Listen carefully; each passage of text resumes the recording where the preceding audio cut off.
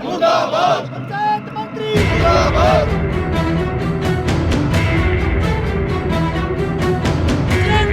खबर खुदेगी खबर खुदेगी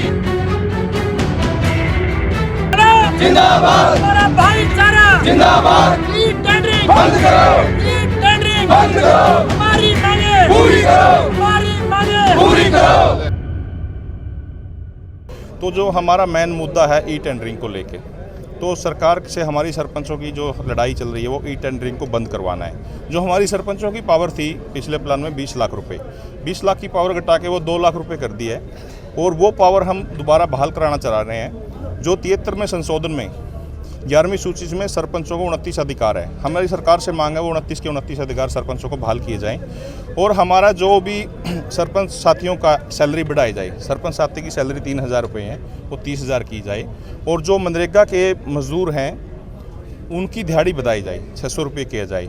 और हमारी सरकार से यही सुनवाई के लिए हमने ज्ञापन दिया है एडीसी साहब को कि हम सरकार से हमारा ये ज्ञापन पहुंचाएं और ई टेंडरिंग को बंद किया जाए, जिसका बहिष्कार हो रहा है पूरे हरियाणा में। गाँव में देहात के सभी लोग इसका बहिष्कार कर रहे हैं। जो ई टेंडरिंग से गाँव का विकास नहीं हो सकता है। हमारी सरकार से यही रिक्वेस्ट है। देखिए, आज विधानसभा का सेशन था, कई विधायक साथियों ने, जेजेपी के भी हैं, अदर पार्टी के भी, उन्होंने सरपंच साथियों की आवाज़ उठाई है। जेजेपी के कई कई लीडर हैं और जेजेपी के कई विधायक भी हैं, जैसे अमरजीत डांडा जी हैं और वो रामकरण काला जी हैं। कई विधायकों ने मांग उठाई है और ये बबली एक तानाशाही दिखा रहा है और ये तानाशाही नहीं चलेगी। सरपंच साथियों प्रेशर नहीं चलेगा। सरपंच एक गांव की जनता के चुने हुए व्यक्ति हैं, वो गांव के लोगों ने चुने हैं। अगर उसमें कोई क्वालिटी है सरपंच को जब भी कोई चुनता है, तो सरकार एक ये प्रेशर बना रही है और सरकार को ये फैसला वापस लेना पड़ेगा। हमारी सरकार से यही विनती है कि सरकार ई टेंडरिंग को बंद करे और सरपंचों को पूर्ण रूप से अपने अधिकार दिए जाएँ।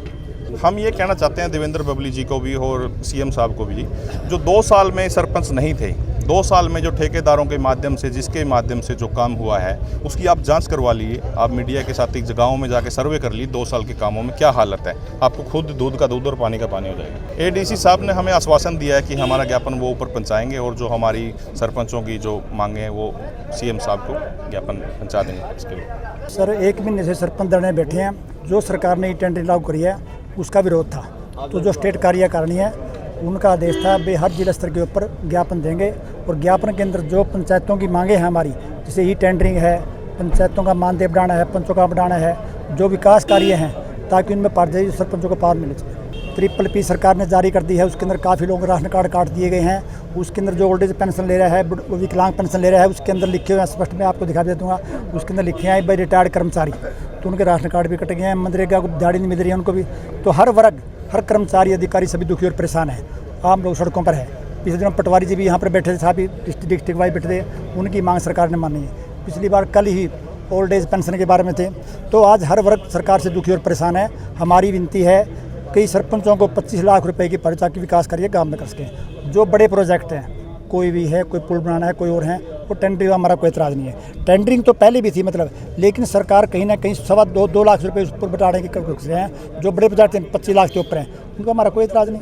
दुष्यंत चौटाला से नहीं मिले जी, दुष्यंत चौटाला से पहले मिले थे, तो उन्होंने पहले कहा भी एक बार आजमाश का देखो, उसके फादर ने भी कहा है, चौटाला ने भी कहा है भी आजमाश का देखो।